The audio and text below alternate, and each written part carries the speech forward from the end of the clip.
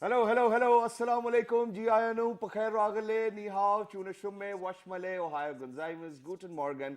Hola. Bonjour. Privyat. Kaifa hal. And a very amazing Khosh Amadi to everybody who's tuned into PTV World and are watching World this morning alongside the very pretty Mariam Shazad and Shazad Khan. Hello, Mariam. How are you today? Assalamu alaikum Shahzad. A very good morning to you. I'm doing great. I hope you guys are doing very well and you're ready to start your Wednesday morning with me and Shahzad. Well, thank you very much, Mariam, for joining us. And for everybody who's out there, she's my other half, ladies and gentlemen. So all this time, I'll be throwing in the husband and wife jokes too as well.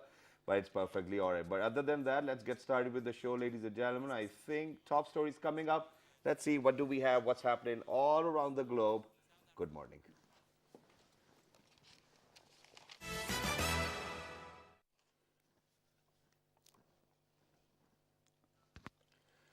The National Security Committee has expressed deep disappointment in connection with the recent statements articulated by the American leadership regarding Pakistan. China has empathetically defended Pakistan's record of combating terrorism in the wake of President Trump's tirade, stressing that the international community should fully recognize this.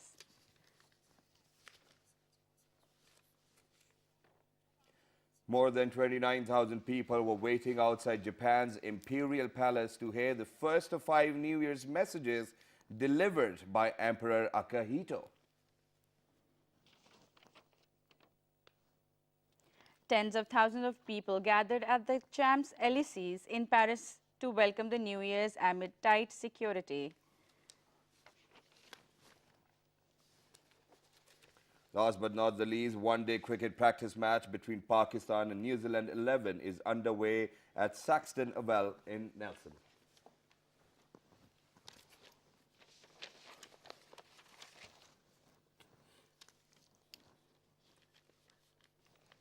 All right, ladies and gentlemen, these were the top stories. Time now for a public service message. And since it's for the very first day, or it is the first day for Mariam, so I think she's going to do the honors. Let's take a look or a listen towards our public service message. Let's do it.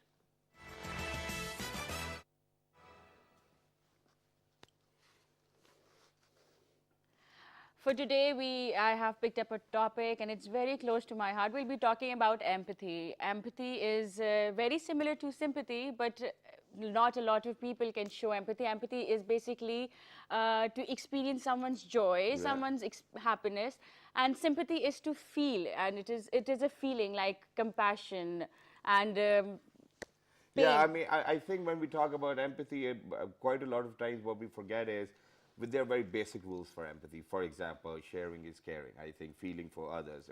When Mariam said compassion, Mariam, you were very right about it as well. And I think if we do that, we are going to be a society full of very good people. And this is what we want. We want the globe to actually be full of these amazing people who do not have differences amongst different ethnic or different races or different kind of people. But I think certainly what we need to do is we need to keep our head straight and be focused on our goals and let other people do what they want to do with their lives. Quite a lot of times I think we talk too much about, oh, you need to do that, you need to do that. And what we do not do is not realizing what our faults are. For once, if we are going to realize what our faults are all about, I think we are going to be better humans. And if there's one good fish in the pond, I think every other fish can be a good fish. All right, ladies and gentlemen, with that, we're going to get started with the show today. So first of all, before I move on towards the topic, I got this amazing article shared with me by my producer. It was on Huffington Post and it was on Tribune too as well. The author of the post or the article is actually sitting beside us. The topic is very amazing.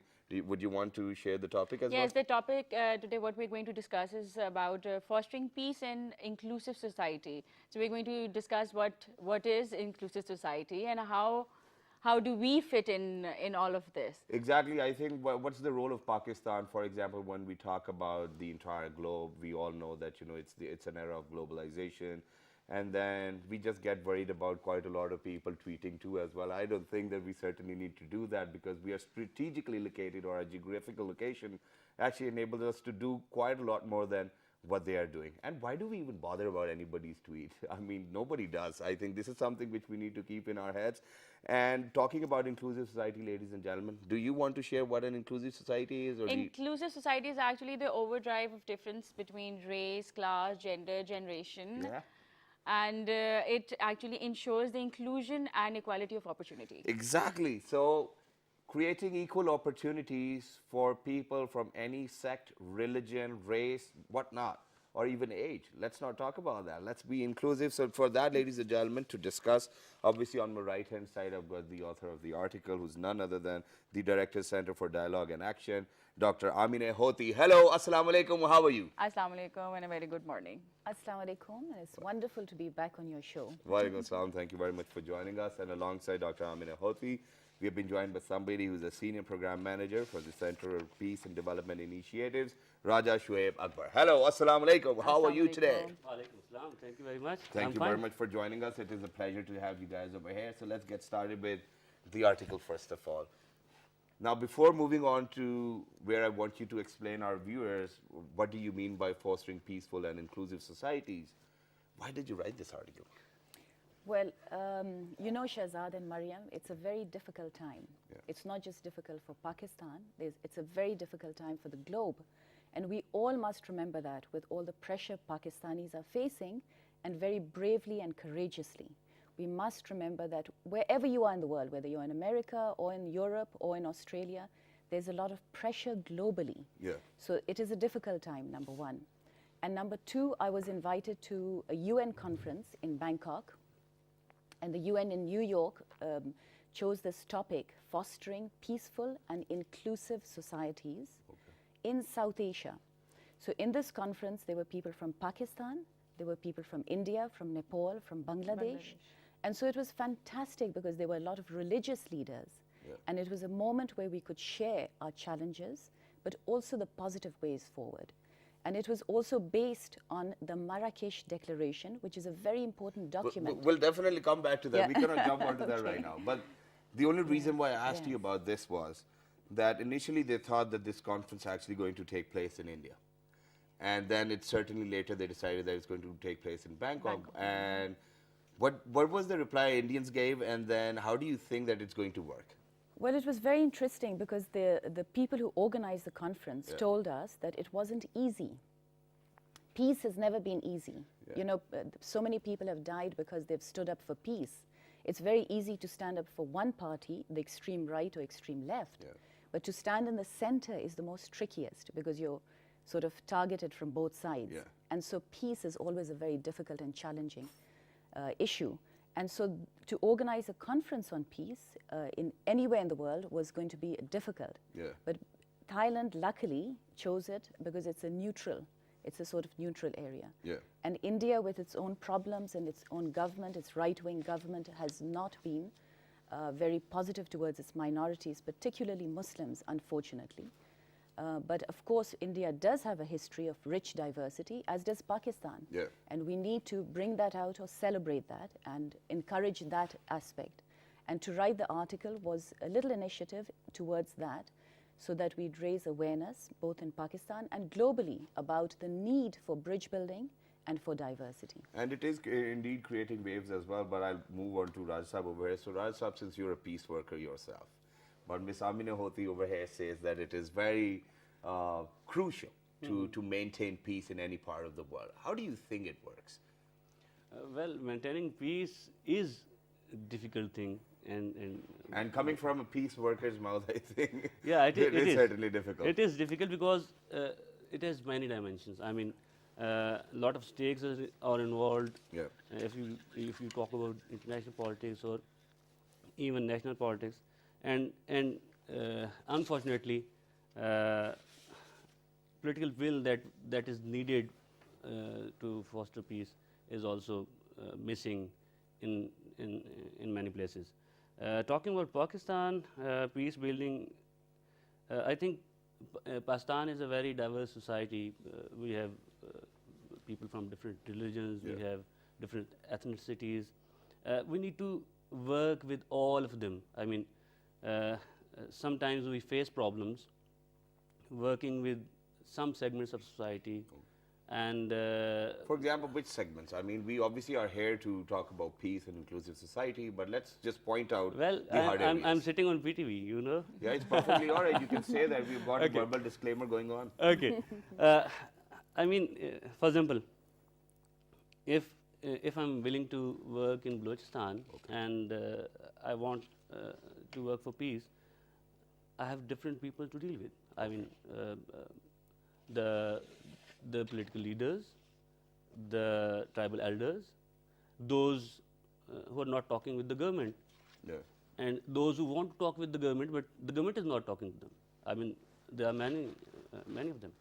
So it becomes difficult for a peace worker to bridge the gaps and to find ways how to do the things, and that person becomes, you know, alienated in many groups.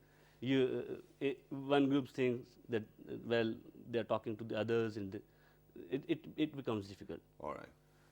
I know that, you know, it is difficult, but at times what we need to do is we really do not need to give up on all of these things, because, you know, earlier when I asked a question from Dr. Amine, and that was that, you know, obviously what happens is that if the conference was supposed to be in India, so they took it to Bangkok. They Yeah. never gave up on the Yeah. conference, and it did happen. Mariam, do you want to proceed with the question? Yes, so what do you actually mean by inclusive society? I gave my take on it. What is your take on it? Well, Mariam, that's an excellent question. And that's a question for us all to think about and to digest. Because what does it mean to be inclusive? Yeah. Right? It's a very, very good question. And each one of us, nationally, individually, as a global citizen, as a globe, how are we inclusive and how much are we inclusive? Because we say, oh, we're Pathans, we're Punjabis, you know, we're Sindhis, we're Sindhis. Balochis, we're Pakistani, you know, we're Europeans or Baltistani. Asians, or, and therefore we have to bring people in to our fold. For example, if you look at our constitution, it says, you know, all citizens are equal. If you look at our religious ideals, the Prophet Muhammad, peace be upon him, included everybody in his fold. Exactly. And so when he brought the message of Islam, it was inclusive. And that is what is to emphasize. Again, peace building is all about including others, whether they are people of different faiths or ethnic groups, and therefore to exclude someone, even within families, that's again the same thing. When you have a new daughter-in-law, you include her.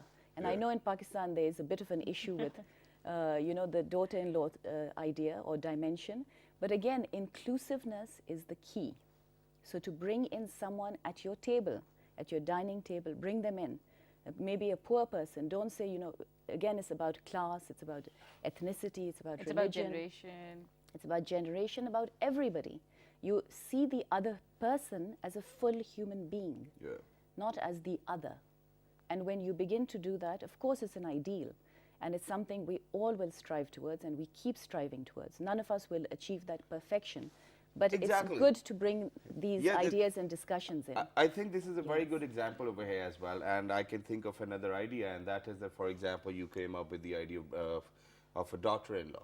All right, so now what happens is that I think that in this world, in this life, what we need to do is that we need to realize all those people who are actually responsible for bridging the gaps. For example, if it's about a daughter-in-law, I think it's the husband's job to do it.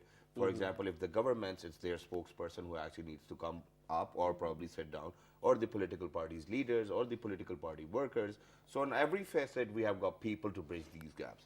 Don't you think that these people are missing, and that's why we have these gaps?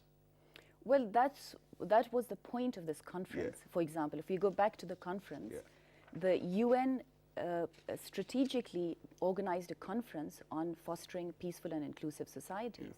And that is such an important message for Pakistan. Now, I know the Pakistani government has been doing a lot to reach out, but we need to do more because we have minorities, we have little groups, we've got, within our country, we've got Christians, we've got Baha'is, we've got Parsis, we've got Sikhs, and all of them have their rich culture. All of them have something positive to say. For example, for Parsis, there's a key message which says, do good, act good, and think good. So there's all constant positive messages. Again, for Baha'is, it's unity. For, you know, these all different communities have their positive messages. Now, do we go around excluding them because they have a certain perspective? No. We include them. and we have a dialogue with them, and we respect them and see them as full citizens. And that's what our constitution says. That's what the Qaid-e-Azam said. Exactly.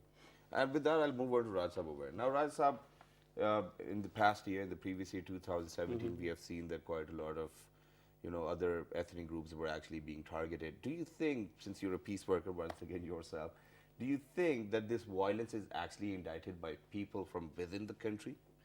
Or are there external forces? Because internally and externally, I don't think that things are very cool. Well, when we say that we are strategically located, Yeah. and we have I mean, that's what I yeah. read in my books when I was going to yeah, school. this is what we have been reading since. Yeah. So when we say this, it means that there are a lot of things attached to our location. Okay. We have political turmoil on our west. We have some situation in our north as well, and recently we have seen in our south we have seen conflict as well. So it means that the things are not right everywhere around us. Okay. So how can we remain unaffected by all of these things? But having said that, the things that are happening within our country, we need to see that these get fuel from somewhere. Yes. Someone, even if there are stakeholders sitting outside our country, even if there are people who want to destabilize us, it is us who need to think that how can we find ways out of this situation. Yeah. And this is more important than saying, well, India is doing that or other countries. Sorry. So if they find pawns within our society, we need to curb the things that are making bringing those people up. Exactly. Now, quite a lot of people come up with these statements by saying that, when there are things like these happening in a country, it might probably because of the fact that they are progressing, or, the other side says that it's just a failed state. That's the statement which they actually come up with.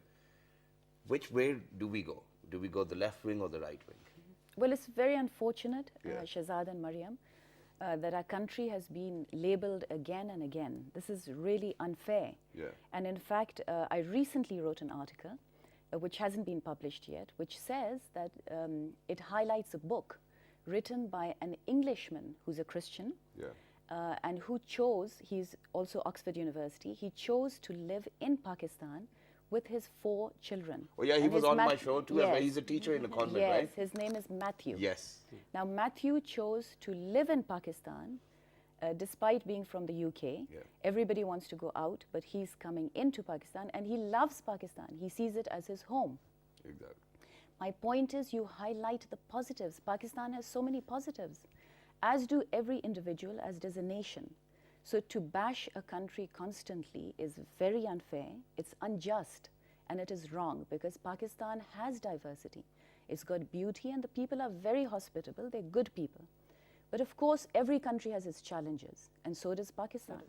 Exactly. And with that, before moving on towards the break, I think there's one more statement which I would love to share with all our amazing viewers who are out there, and that is that somebody back in 97 or 98 asked Mr. Trump that, would you ever want to be the president? And if you do, then how are you going to do about it? So he was like that, I'm going to actually go on for different newses on Fox News because my party actually believes that, whatever Fox News says is correct.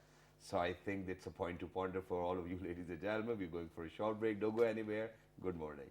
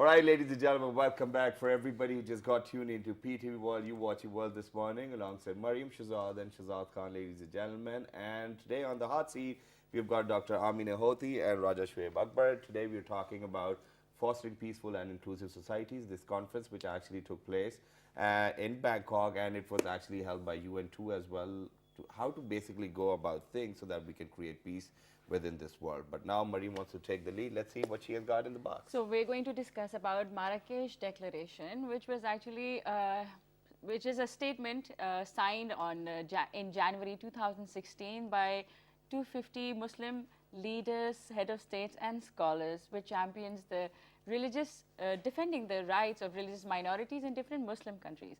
So we'll be asking our supreme guests about Marrakesh Declaration. Actually, food, it's a very interesting thing that the Marrakesh Declaration is inspired by the Inclusive Society of Charter of Medina, which was actually the first charter held by Hazrat Muhammad, peace be upon him. The first human rights charter, I think that's what it was. So Dr. Amine, tell us about the Marrakesh Charter. I hope it goes back to Morocco. Well, first of all, Mariam, we are not supreme guests. Astaghfirullah. We're very ordinary people. So I must emphasize that. Secondly, the conference was inspired by the Marrakesh Declaration, and it is a follow-on from that, which was held in, as you said, in Morocco. And there's some very good work happening because this is a legal framework where 250 people, religious scholars, as you rightly say, signed this declaration in order to include religious minorities in the main structure and to see them as full citizens. And that's such an important thing because that is based, again, in the Charter of Medina, which Prophet Muhammad, peace be upon him, signed. And that is the first universal human rights declaration. And that is something so important for us as the second largest Muslim nation on earth, which is Pakistan. It's such an important document. That is something we should all be teaching in our universities, in our schools, and basing lectures and schools and classes out of that, because it is a wonderful initiative and a supremely important initiative. It is indeed, but now what I want to ask is that there are too many other conferences which take place, you know, heads of the states, religious leaders, scholars, they get together, and since the time I think the world has been in existence, I think this is what is happening. Why do we stop somewhere within the process? Why don't we just fulfill all of what we decide that this is what we're going to do? So Raisab, I think this is a question for you.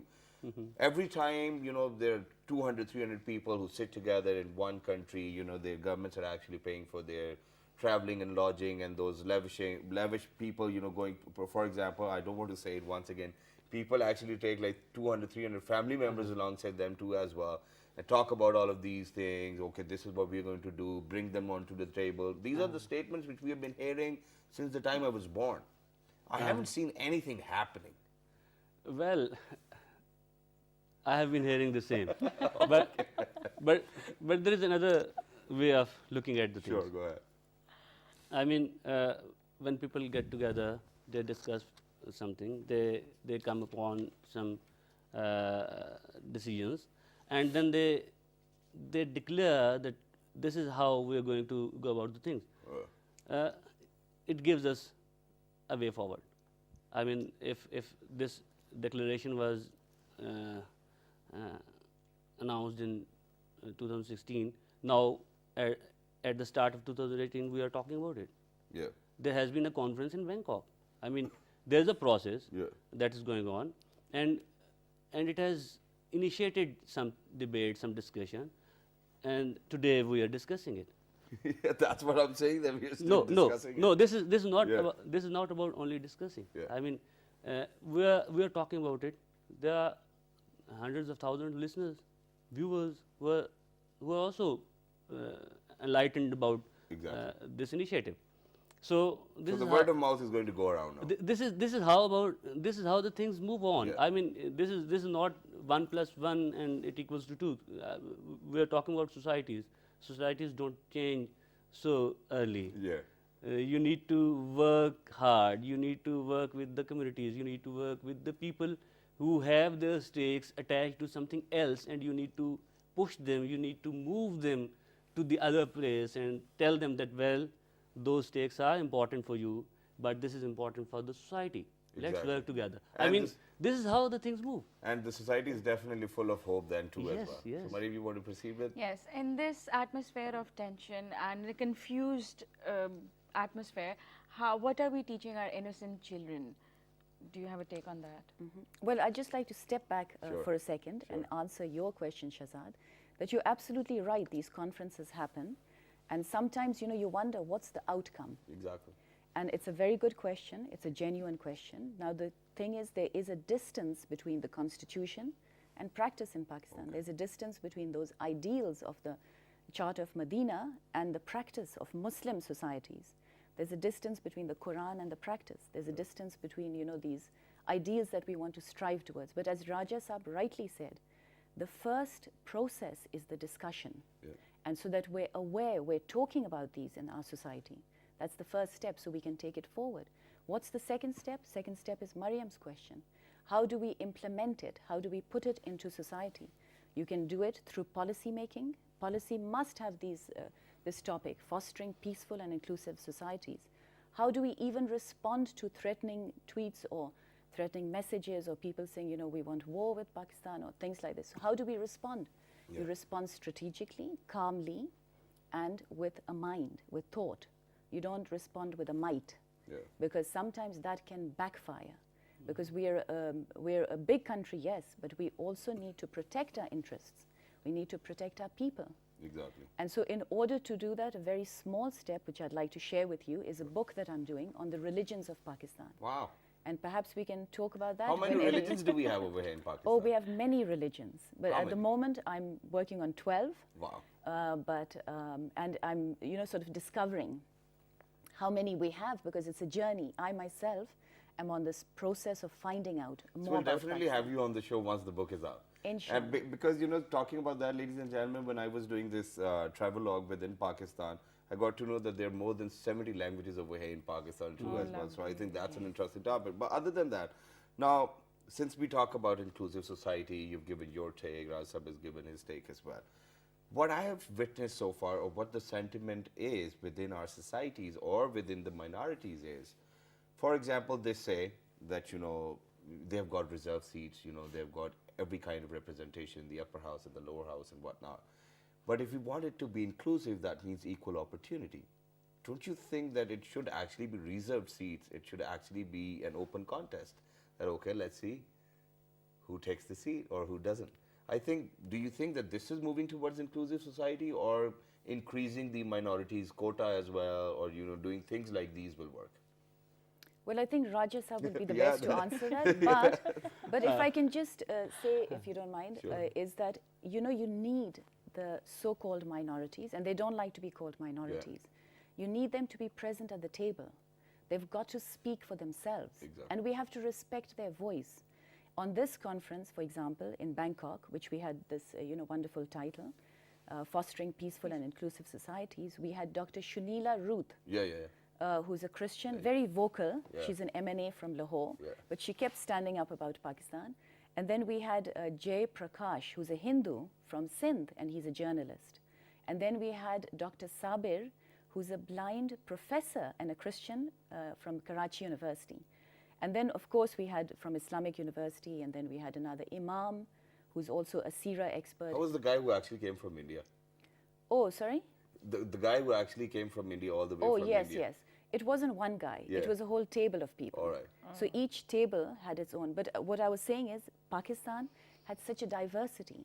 We need to hear their voices and hear their pain. They have pain, they have problems, they have challenges, as do the majority. So we need to hear each other to heal. We need to heal our society. Yeah, and there needs to be somebody who listens to as well, I think. Yes. That's certainly what we need to do. Raisa, Well, sorry, No hot problem. seat. Dr. Amna has rightly pointed out. There are two dimensions to inclusion, I believe. When you are talking about including people in different segments of the society, what we do is we say, well, call them in. That is Yeah. it. Calling them in is not enough. Making them part of the decision making is more important. If we have reserved seats of minorities, and they are not made part of the decision making. They are not holding some important positions. They are not talking about the things. They might not be, thinking that they are part of the system just because they are sitting on the edges. So are you trying to point out towards the leadership? I'm trying Because to in every. let me move down. Let me move down in 2, 3 every, steps. Yeah, I'll definitely. You can continue with that. For example, if there are daughter-in-laws, if there are son-in-laws and whatnot, and if it's an extended family, I think there's one leader in the house, your father or mother. If they want everybody to be inclusive, everybody is inclusive, right? Yeah. Go on. I didn't point out that there's something wrong with the government. Yeah. What I wanted to say was that if we want people to be included, and they need to be included in all spheres of life. Yes. And this starts from the home. This starts from the neighborhood where we live. This starts from the school where we study. I mean, I had a class fellow who was a Christian, and unfortunately he was forced to study Islamic studies. All right. And every day he was scolded by the teachers. And now when I see him, I feel that he could have been in a better place in a society if that thing didn't No, happen. I don't agree to this If point. that For thing example, didn't if I was studying in Europe, somewhere in France, they'll teach me French too as well. Yeah. I think certainly if if you are in that environment, there's no harm in learning. They're not actually saying that you have to follow it vigorously and whatnot. So I do not agree to this point. This is not where we talk about inclusivity. Yeah. I mean, for people, even if they had problems, for example, when we go to Arabic schools, they teach us Arabic too as well, which is certainly not very useful for us. But now when I see that I can say 20 different languages, hellos and highs, it is useful of me going around the globe and studying in different schools. But now, Mariam, I think, have actually got a question where she wanted to talk about this critical time and how to move forward. Yes, exactly. That was my question. That's probably all right. It's what he said. It's a quite critical time for Pakistan, and how should we move forward with it? This is a very difficult time. You're absolutely right. How do we move forward? We move forward by systematizing these ideas of empathy, respect for the other, but we strongly stand up for ourselves. Yeah. We have to show courage. We have to show wisdom. We have to show foresight and thought, and of course deal with our problems strategically. And again, I would emphasize, as the Quran again and again says, "O Ahle Aql," people of thought. So it's referring to us as people of thought, and again, in an inclusive way, bringing people of other faiths, as you said, Raja Saab, into the fold, but also allowing them to make decisions, allowing them to be part of the society so that they can show their strengths for Pakistan. Right. And this is our diversity, it's our beauty, because Pakistan is a beautiful country. We need to highlight that to the world. The world is not hearing this message at the moment. Why is it not hearing it? We need to raise, we've got wonderful writers, we've got scholars, we've got thinkers. We need to put them at the forefront and get them to voice a better image of Pakistan. That is a very important step. It is indeed. But Dr. Amina, what happens is that, every other country, since they think that they are strategically located or however it is for them, they have their own differences, they have their own opinions. How do we have a coalition force in between all of these countries? It's like more than 190 countries all around the globe. So how do we collate? How do we become coherent? How do we synchronize? Because I think this is what we need to do in this time. Yes, that's a good question. You have the United Nations trying to do that. Yeah. But on the other hand, I looked at the United Nations very closely. Yes. And this body of people who had organized this conference were a very small body. They're dealing with genocide prevention. But there were only 6 people of very good-willed, intelligent, mainly women. And it was fantastic to meet them. I really respect them and admire them for their work because it's really heroic.